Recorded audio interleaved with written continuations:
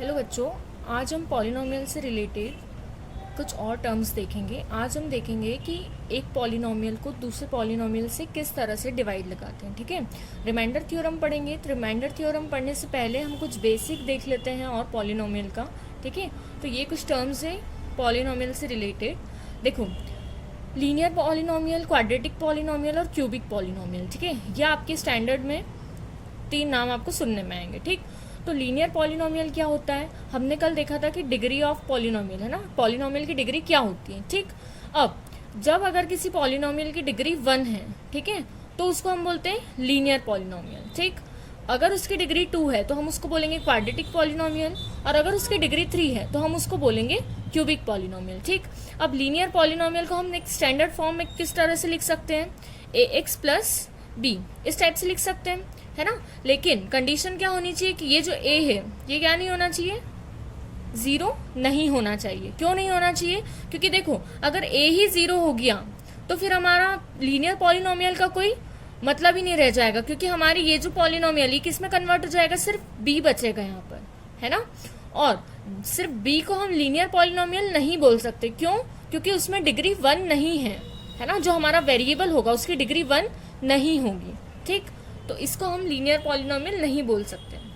इसीलिए linear polynomial में क्या होना चाहिए कि जो हमारा वेरिएबल है उसका जो कोफिशिएंट है वो 0 नहीं होना चाहिए। ठीक, as it is quadratic polynomial क्या लिख सकते हैं हम, ax square plus bx plus c।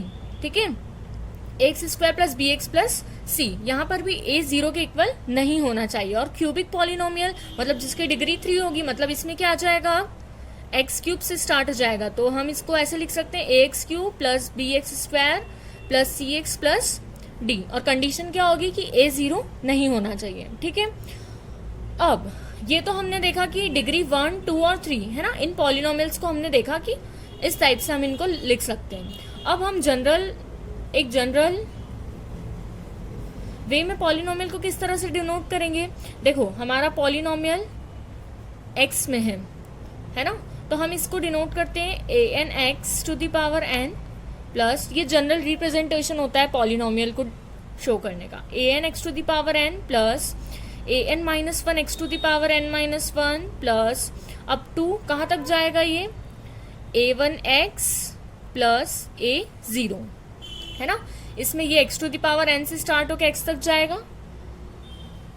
बीच वाले कोफिशिएंट्स जो हैं, है ना, मतलब जैसे इसका है तो हो सकता है कि ये 0 हो, लेकिन कंडीशन हमारी सिर्फ ये बोलती है कि जो x to the power n है ना, मतलब जो हमारी पावर है पॉलिनोमियल, जो हमारी डिग्री है पॉलिनोमियल की, उसका कोफिशिएंट 0 नहीं होना चाहिए। बाकी इनमें बीच में कोई हो सकता है कोफिशिएंट 0 हो सकते हैं। ठीक, अब ये तो एक जनरल रिप्रेजेंटेशन हुआ पॉलिनोमियल को शो करने का। ठीक, अब देखो इसमें आप क्या देख रहे हो, इसमें एक चीज नोटिस करने में आ रही है कि जो लीनियर पॉलिनोमियल है, जैसे मान लो लीनियर पॉलिनोमियल है ना, तो लीनियर पॉलिनोमियल को हम कितने टर्म से डिनोट कर सकते हैं, मतलब ज्यादा से ज्यादा इसमें कितने टर्म्स हो सकती है, 2 ही होगी, है ना, एक तो x वाली, एक वेरिएबल और एक कांस्टेंट। ठीक है ना, इनसे ज्यादा मतलब इसको 3 टर्म्स या 4 टर्म्स में शो कर सकते हैं क्या, रिप्रेजेंट कर सकते हैं क्या लीनियर पॉलिनोमियल को, नहीं, क्योंकि हमारे पास एक वेरिएबल होना चाहिए और एक क्या होना चाहिए, कांस्टेंट होना चाहिए। ठीक, ऐसे ही क्वाड्रेटिक पॉलिनोमियल, तो क्वाड्रेटिक पॉलिनोमियल में 3 टर्म्स होगी ज्यादा से ज्यादा, है ना, एटमोस्ट 3 टर्म्स होगी, वो 1 भी हो सकती है, 2 भी हो सकती है, 3 भी हो सकती है ना, लेकिन 4 नहीं हो सकती, क्योंकि जो कांस्टेंट रहेंगे वो तो कांस्टेंट ही रहेंगे, वो तो एक ही टर्म मानेंगे। ठीक है ना, अब ये तो हमने देखा, है ना, ये तो हमने देखा लीनियर पॉलिनोमियल, क्वाड्रेटिक पॉलिनोमियल और क्यूबिक पॉलिनोमियल क्या होता है। ठीक, अब हम देखते हैं कि एक पॉलिनोमियल को, जैसे px हमारा एक पॉलिनोमियल है और हमको इसको डिवाइड लगाना है एक दूसरे पॉलिनोमियल gx से। ठीक, अब हम ये देखते हैं, तो देखो इसको देखने के पहले अगर जैसे कि लिखा है, आप ये याद कर लो, जैसे 36 है ना, 36 को मुझे डिवाइड लगाना है मान लो 5 से। ठीक, तो ये पढ़ रखा है आप लोगों ने, सिर्फ एक बार रिवाइज हो जाएगा। तो देखो यहाँ जो रहता है ये हमारा क्या रहता है, ये हमारा रहता है डिविजर, है ना, डिवाइजर, जिसको डिवाइड लगाते हैं वो क्या रहता है हमारा, डिविडेंड। ठीक है, और जैसे यहाँ पे क्या आ जाएगा 35 है ना, कितने टाइम्स क्या मल्टीप्लाई करा हमने 5 में कि हमको 36 या उससे कम नंबर मिल जाए, है ना, तो 7 का रिमाइंडर हमारा यहाँ बच रहा है 1, ठीक। तो जो हमारा ये होता है इसको हम क्या बोलते हैं, क्वेश्चन, और लास्ट में जो हमारा बचता है ये क्या होता है, हमारा रिमाइंडर, ठीक है ना, ये तो आप लोगों को पता है, ठीक। अब रिमाइंडर फॉर्मूला क्या होता है, डिविडेंड इक्वल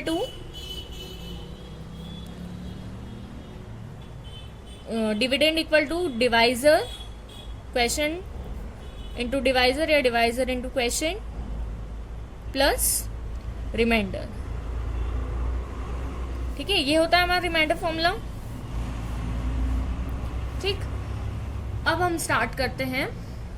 इसका मतलब क्या होता है, ये जो हमने लिखा है ना, डिविडेंड जैसे हमारा था 36, तो इसको हम लिख सकते हैं, डिवाइजर क्या था हमारा, जिससे डिवाइड लगाया 5, क्वेश्चन क्या मिला हमको 7, और रिमाइंडर क्या आ गया हमारा 1, ठीक है। तो मल्टीप्लाई करेंगे तो यही मिलेगा, ठीक। अब हम देखते हैं ये वाली चीज, ठीक है। तो देखो जैसे हमको दे रखा है डिवाइड द पॉलिनोमियल px हमको दे रखा है 3x² प्लस x प्लस 1, और हमको डिवाइड लगाना है इसमें gx जो कि हमको दे रखा है x, ठीक है। इस पॉलिनोमियल को हमको gx से डिवाइड लगाना है, यानी हमको बेसिकली क्या फाइंड करना है, px divided by g of x, ठीक। अब देखो px हमको क्या गिवन है, पहले हम देख लेते हैं, लिख लेते हैं इनको, 3x² plus x plus 1, gx हमको क्या गिवन है, x, ठीक। px को हमको gx से डिवाइड लगाना है, यानी हमको क्या फाइंड करना है, हमें ये फाइंड करना है 3x² प्लस x प्लस 1, है ना, डिवाइजर हमारा क्या है x, हमें ये फाइंड करना है, ठीक। अब देखो कैसे फाइंड करते हैं, ये हमारा डिविजर है ना, तो देखो 3x² है ना, 3x², इसमें हम जब x का डिवाइड लगा रहे हैं, है ना, ये x का डिवाइड लगा रहे हैं, तो 3x² में जब हम x का डिवाइड लगा रहे हैं तो क्या बच रहा है हमारे पास, ये एक x से एक x कैंसिल, है ना, कैसे कैंसिल, डायरेक्ट ऐसे भी याद रख सकते हैं, और अगर हम यूं देखें तो 3x² इंटू ये x ऊपर जाएगा तो क्या हो जाएगा, अब इन दोनों को जब हम सॉल्व करेंगे तो 3x टू द पावर, जब बेस सेम होते हैं तो पावर ऐड हो जाती है, तो 2 - 1 हमारे पास क्या बचेगा यहाँ पर 1, है ना, तो इसको इससे डिवाइड लगाने पर हमें क्या मिला 3x, ठीक। अब देखो इसी को अगर घुमा के बोल दें, है ना, अभी क्या बोला हमने कि 3x² में x का डिवाइड लगाया तो हमें मिला 3x, ठीक।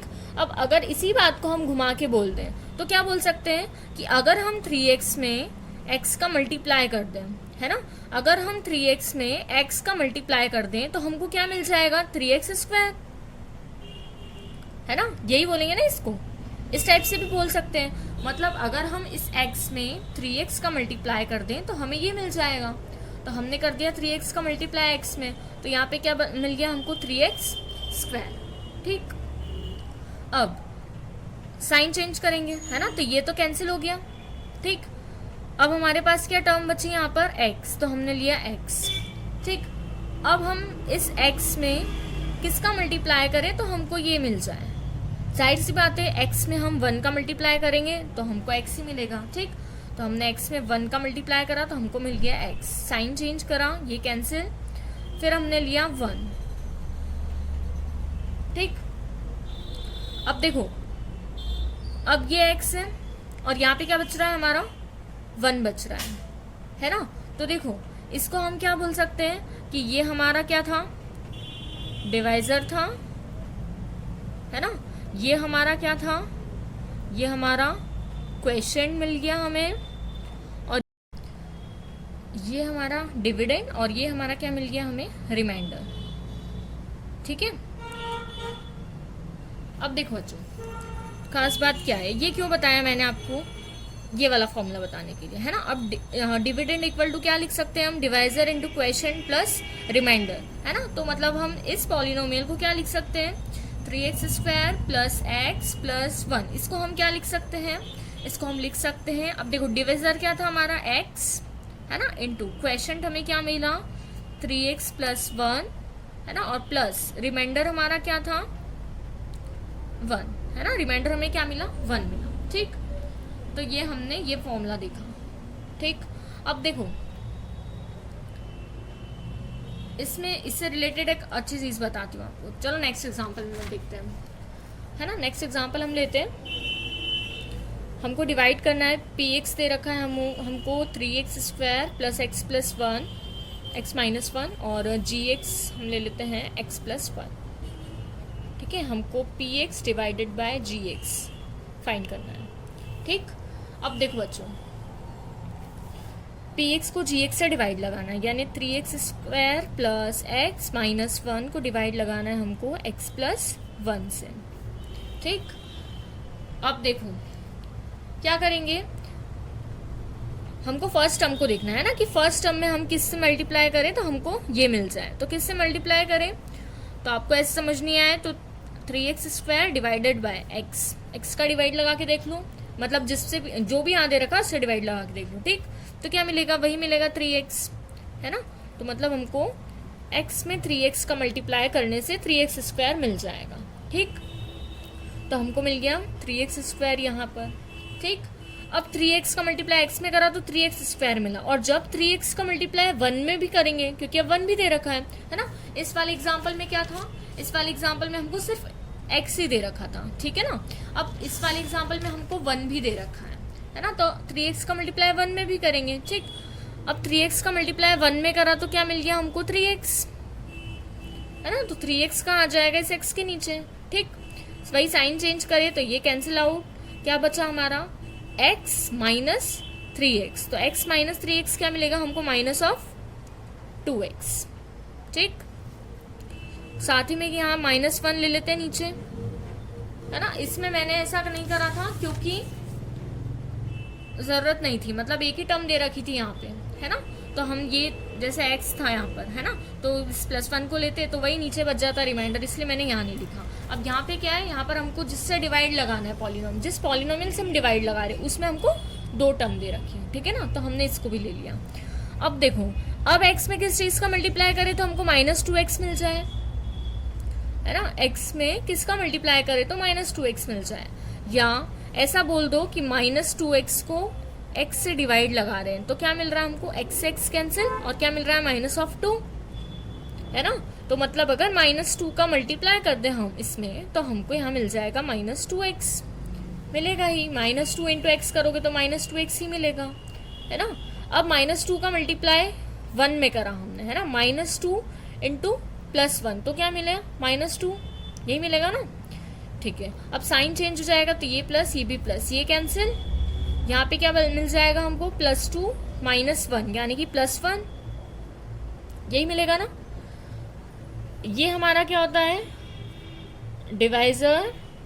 ठीक है, ये हमारा डिविडेंड, अब मैं पूरा नहीं लिख रही हूँ, है ना। ये हमारा डिविडेंड, ये हमारा क्वेश्चन, और ये जो बचा ये हमारा रिमाइंडर।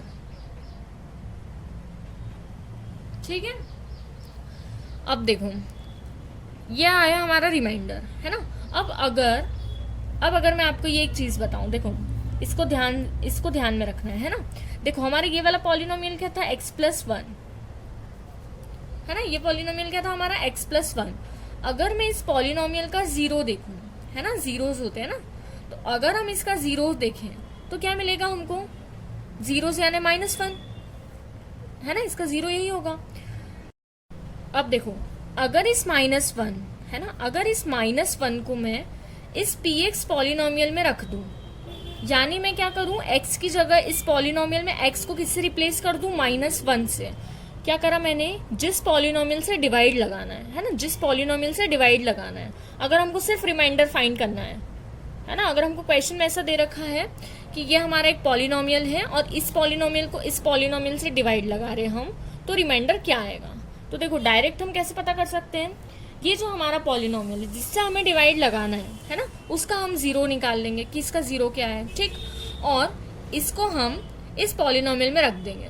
ठीक, तो देखो अगर मैं p ऑफ -1 निकालूं तो मुझे क्या मिलना चाहिए, ये अपना क्या है, रिमाइंडर, ये अपना क्या है, रिमाइंडर है ना। तो देखो अगर मैं p ऑफ -1 निकालू तो मुझे वो क्या मिलना चाहिए, 1, क्योंकि जब हमने ये इससे निकाला तो हमको 1 मिला है, तो ये भी हमको इसमें x की जगह -1 रखने से 1 ही देना चाहिए, तभी सही होगा, है ना। तो देखते हैं कि दे रहा है कि नहीं। तो देखो 3 इंटू एक्स की जगह मुझे क्या रखना है, -1, तो -1 का स्क्वायर है ना, प्लस x की जगह क्या रखना है हमको, -1। जब भी प्लस माइनस लगाओ तो ब्रैकेट लगाया करो, ठीक है, और -1 एज इट इज, ठीक। अब देखो -1 का स्क्वायर, किसी भी नेगेटिव नंबर का स्क्वायर क्या होता है, पॉजिटिव होता है, ये हमें पता है, ठीक है। तो ये 1 मिल जाएगा हमको, 3 इंटू 1 हमको क्या मिल जाएगा, 3, ठीक है। प्लस माइनस क्या होता है, माइनस, तो ये मिल गया -1 और ये -1 एज इट इज, ठीक है। अब ये क्या हो गया, माइनस माइनस प्लस, तो ये मिल गया -2 और ये क्या मिल गया हमको, 1। तो p ऑफ -1 हमको क्या मिल गया, 1, और यही हमारा क्या आया था, रिमाइंडर। इससे देखा था जब हमने, तो है ना, ये देखा था तो भी हमारा रिमाइंडर 1 आया था, और इससे भी हमारा रिमाइंडर क्या आ गया, 1 आ गया। क्लियर है इतना, ठीक है ना। बिल्कुल क्लियर रखना है हमको, जो हमको पॉलिनोमियल, जिस पॉलिनोमियल से हमको डिवाइड लगाना है उसका 0 निकालना है, और इस पॉलिनोमियल में, है ना, डिविजर में x की जगह हमको x को हमको उससे रिप्लेस कर देना है, उस 0 से, ठीक। तो देखो ये हमको मिल गया रिमाइंडर, ठीक। अब इससे हमको क्या समझ में आ रहा है कि ये दोनों वैल्यूज हमारी सेम आ रही है, इससे कर रहे हैं तो भी 1 मिल रहा है रिमाइंडर, और ये हमने इसका 0 निकाला तो भी हमको क्या मिल रहा है, 1 मिल रहा है, ठीक। अब सिर्फ इतनी सी छोटी सी बात को उन्हें एक स्पेशल नाम दे दिया है, रिमाइंडर थ्योरम, है ना। अब हमको ये तो पता है कि हमने ऐसा कर लिया, लेकिन हम जब रिमाइंडर थ्योरम आता है तो हम कंफ्यूज हो जाते हैं कि ये रिमाइंडर थ्योरम क्या है, ठीक। तो इसी चीज को, है ना, इसी चीज को हम रिमाइंडर थ्योरम बोलते हैं, और इसका स्टेटमेंट क्या हो जाएगा। अब देखो स्टेटमेंट आप खुद ही सोच सकते हो, है ना। क्या था हमारा, एक पॉलिनोमियल था px, ठीक है ना, और एक दूसरा पॉलिनोमियल था gx, ठीक। अब देखो मैंने जो आपको क्वेश्चन कराया उसमें आपको ये कैसा पॉलिनोमियल दिख रहा है, अभी मैंने बताया था कि डिग्री 1 है तो लीनियर पॉलिनोमियल, ठीक है ना। प्रीवियस एग्जाम्पल इसमें भी आपको x जो है ना, वो लीनियर लिया था हमने, ठीक। तो क्या पता चल रहा है हमको कि ये जो हम जिसे डिवाइड लगा रहे हैं वो कैसा पॉलिनोमियल है, हमारा लीनियर पॉलिनोमियल है, ठीक। तो देखो रिमाइंडर थ्योरम का स्टेटमेंट ये है कि px हमारा पॉलिनोमियल है ना, px हमारा कोई पॉलिनोमियल है जिसकी डिग्री या तो 1 या उससे ज्यादा है, ठीक है ना, इसकी डिग्री कुछ भी हो सकती है। अब gx जो हमारा पॉलिनोमियल है ना, वो कैसा पॉलिनोमियल हमारा, वो है हमारा लीनियर पॉलिनोमियल, है ना। ये हमारा क्या है, लीनियर पॉलिनोमियल, यानी बेसिकली आपको एक इस फॉर्म में दिखेगा x प्लस a या x माइनस a, है ना, इस फॉर्म में दिखेगा, या ऐसा ले लो ax प्लस b, है ना, कुछ भी ले सकते हैं, ठीक। इस फॉर्म में दिखेगा बेसिकली आपको।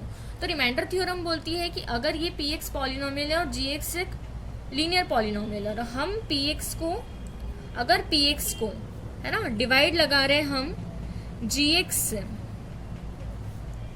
है ना, तो जो p ऑफ, अब यहाँ पे हमने क्या लिया है, चलो x प्लस a ही ले लो, है ना, सिंपल रहेगा आपको, एक बिल्कुल सिंपल बताने के लिए मैंने x प्लस a ले लिया लीनियर पॉलिनोमियल, ठीक है।